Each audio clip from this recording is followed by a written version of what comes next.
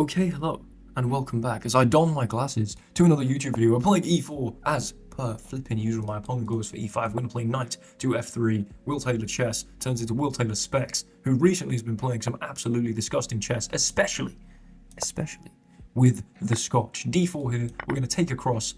My opponent captures inwards, which from this position you really should probably try as black to go for a classical variation, a Schmidt variation, maybe even like a Steinitz variation, something vaguely interesting. Taking here just lets me recapture with the queen.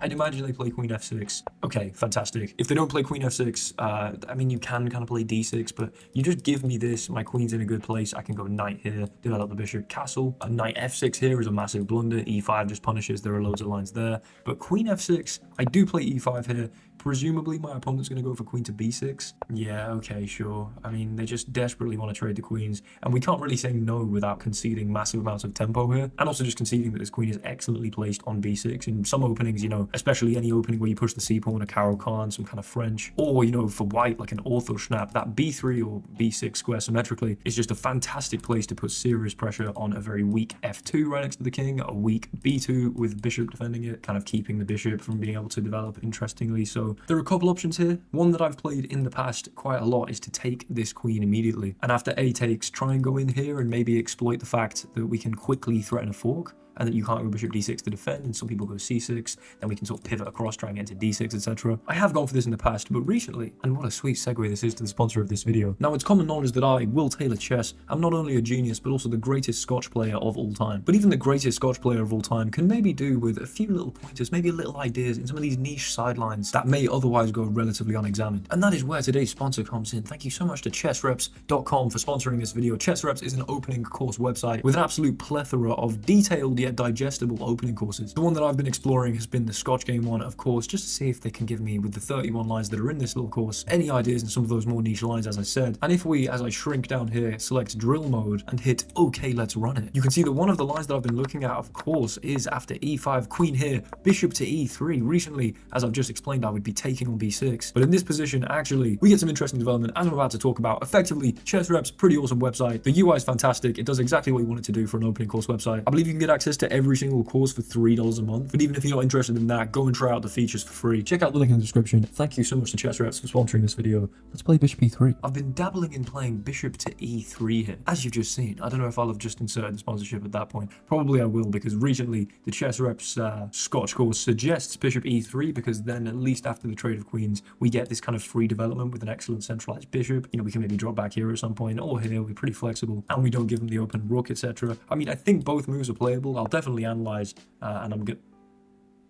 Hello. Now we have the opportunity to not trade those queens, and for that I'm immensely grateful, and we can not trade them with tempo. So I mean, I don't want to hang b2, but if I just play queen c3 here, I am threatening to take this queen. Now, maybe I kind of just impede myself and can't come to c3 with the knight, but at the same time, I really want to keep the queens on the board. Even if this is objectively not fantastic, stylistically, this is precisely what I want to do. I want to keep the queens on the board. Yes, I've moved into forking range here. God damn, dude, come on. Oh my God, are you serious? I guess I could play queen b3, actually. We could have just a little dance of the queens. Okay, I don't hate this.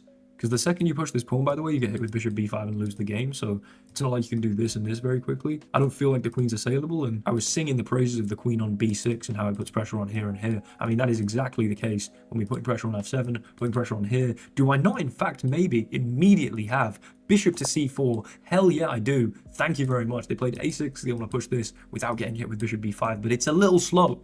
It's a little slow. I've got a developed bishop pair. You literally cannot move either of your bishops. Mate, please be my guest and have that pawn. Be my guest. Because surely I'm taking on f7. King d8 is then forced. And then I guess, I mean, I don't have here because the knight can take, which is kind of annoying. But now we've got a scrap. Now the queens are still on the board. Now it's an exciting game. The question is, do I start with rook f1? I'm going to have to play rook f1. Why the hell would I pass up on the opportunity to take this? I don't think I would. So rook f1, develop my knight, castle queenside. If I can achieve that, I can be absolutely certain that I'm going to have a great position. It would be nice not to have to play rook f1, but I really think that is the only move. Unless I just sort of decide that it's okay to lose both my rooks because of some attack, but I'm not quite seeing it, to be completely honest. It would be pretty funny if, like, I don't know, knight c3, queen h1, king e2, queen takes here, knight here, and then you try and bring the queen back, and I go like queen here, and you take, and then I go Checkmate. Is that? I mean, none of that's forced. I'm just trying to cook up something. My tactical brain is whirring, but I think rook f1 absolutely needs to happen. Now, this is going to be slightly annoying because possibly I'm not going to be able to castle, but I also do just have knight d2. And maybe you go back here, but then maybe there's an f3. I'm sure I'm going to be able to fight my way here into being able to castle queenside. And listen, if you start mopping up pawns like this, I do not care at all. Like if queen h2, knight c3, queen e5, queenside castles, I am going to absolutely love that position. There's no way this is a good idea, right? This just can't be a good idea. You're going to go pawn grabbing with your king in the center, neither bishop having any legal moves, your rooks having... I don't believe it. I don't believe it at all. Right.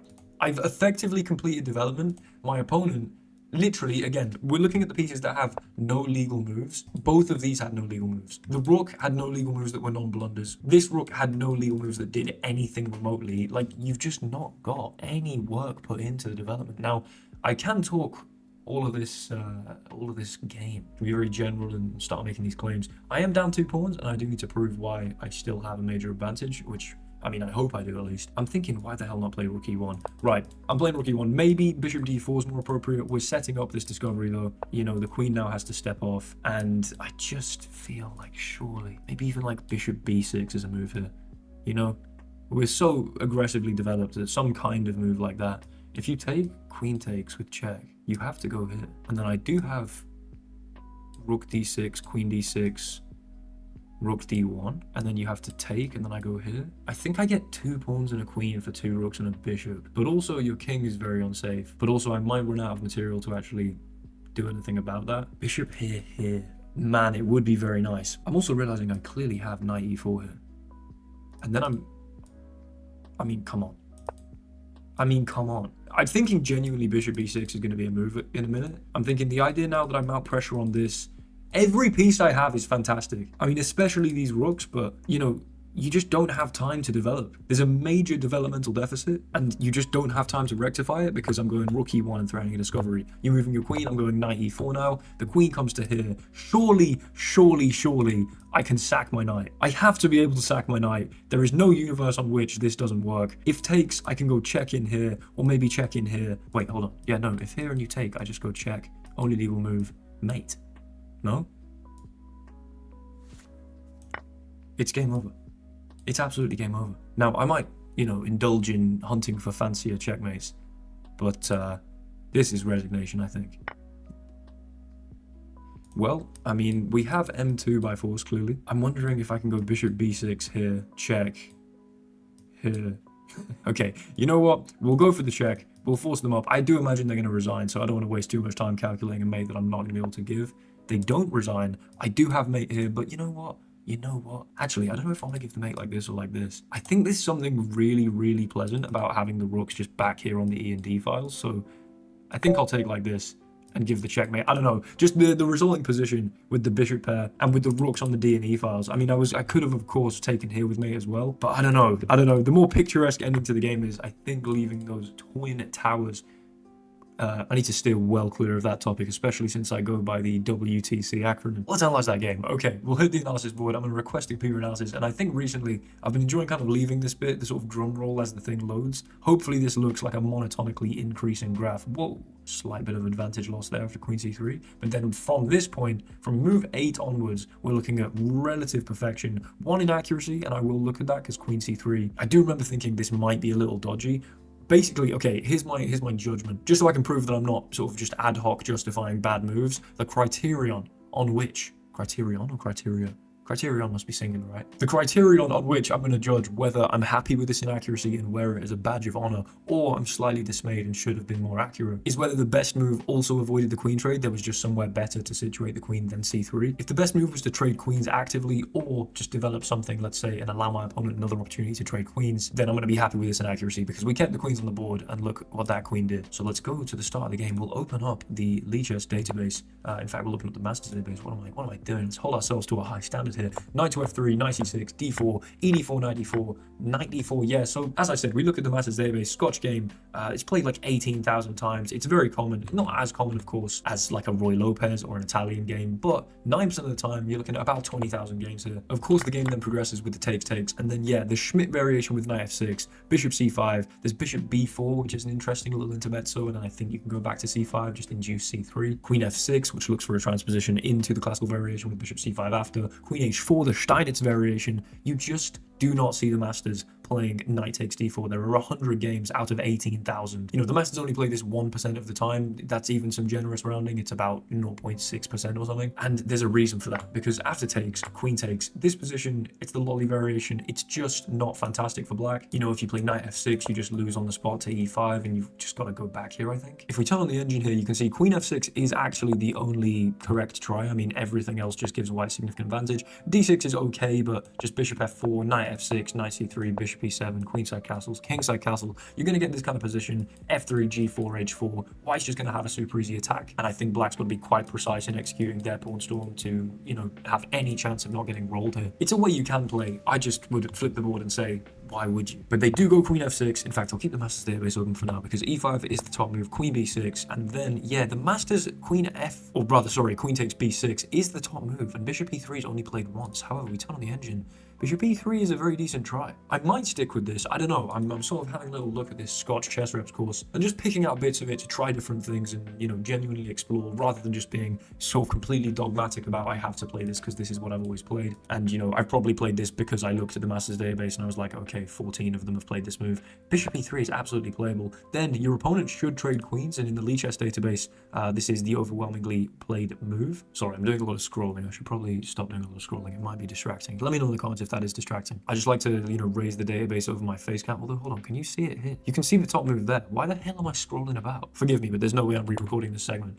Here, and then, okay, queen d2. Don't really know why I played queen c3. Actually, that's a complete lie. Yes, I do. I was thinking if I don't keep the queen defending that pawn, then they maybe can take. If they do take here, I have bishop d4. Why on earth did I not see that? That's the most obvious move. Your queen is, I think, trapped. Yeah, the queen is just trapped, right? The knight holds all these squares, the bishop holds b5. Brilliant. So, okay, that's extremely obvious. In the future, if I do see this and if I continue playing bishop e3 and my opponent sort of just develops, obviously back to queen d2. That's the natural move. Leave c3 for the knight. Actually, b2 is a poison pawn. So, fair enough. This inaccuracy is not really a badge of honor type inaccuracy. This is just inaccurate and I suck. They go queen here. I slide across. And this is where a6 is a little slow. I understand it. You know, you might want to push this pawn without wanting to get here with bishop b5. Damn, someone really had this position and then didn't play bishop b5. That is so painful. But okay, we can close the database now. Yeah, a6, just a little slow because I'm going to develop. I'm going to threaten this. You can go in here and grab my pawn. I can go check here and then presumably rook f1. Let's just double check. Yeah, bang, king d8. Rook f1 is just the only move there. Just to indulge my sort of vague tactical fantasies, this doesn't work by any means, and I'm not claiming it does at all. But just imagine this position here, and then queen b6 is not a move because they can of course take, but if they take the queen, then you have checkmate here. Now, obviously that's a completely nonsense line. I still think there's some merit to vaguely letting your mind wander and consider stuff like that. Maybe that's why I get low on time. And, you know, with not much time on the clock, probably I need to make sure I don't just sort of think about nonsense. But in terms of just general creativity when it comes to tactics, like, this kind of vaguely had me thinking about a bishop b6 idea and how this might be soft and how I can infiltrate here along this diagonal and you can't go here. You know, a good bit of advice I genuinely think is be playful, you know? This is a game after all. Be playful, be creative, let yourself come up with ideas. My opponent goes takes, picking up a couple pawns. It's just such greed because, of course, I can develop and castle and they're just picking up pawns. A5 was their best move here for reasons that I can't possibly even describe. Maybe you want to lift a rook or something? I don't know. But, of course, they went for d6. The rook comes to e1. This is probably the best move. Yep, fantastic. They move the queen. Knight e4 is fairly obvious. Bishop b6, would that have been playable? It would have been playable because if they take, then we go check here. Oh, and then I have knight. Okay, fine. The line I vaguely considered was here, and then I didn't think about that at all. That's nice. I mean, still definitely clearly better to go for knight here. Although, I don't know, bishop b6 is still extremely interesting. And in a position this developed, obviously stuff like that's going to work. However, knight e4, the queen moves. We obviously sack here. Why is that not the best move? It must be. Yes, okay, the engine just had it caught up. Fantastic. We take on d6, and then after pawn takes, I mean, if you don't play pawn takes, you can't escape the discovery. Your queen's currently hanging. You know, if you move your queen and try and save it, I could even win the queen, but I also have double checkmate. Oh my lord. So from here, you know, they take, and then we go check and mate. What a disgusting attacking game of chess. As I often like to do after playing a disgraceful miniature, where the video is maybe slightly shorter than I'd ideally prefer, it's time for a bonus bullet game, baby. A bonus bullet game. We're like 2350 on Lee Chess, which is pretty sick, I think. I was 2400. We're playing a Portuguese. Come on now. Go on, play f3. Oh, go on, play c4. Okay, my opponent has some kind of refutation under their sleeve, or under their belt, or up their sleeve, one of those two. c4, I might be in some trouble. I can kind of Alakai's defense progression my way over to b6 and be pretty much fine, I guess. My opponent is taking years to make that move. Here and then here. And then here, and I go and give this check and then recapture, or not. Takes, queen takes, knight here, and then there's this problem. So okay, you defend that, fair enough. Here, I can go check. That's probably terrible. Let's just castle. What the hell? Why would you do that? To take this?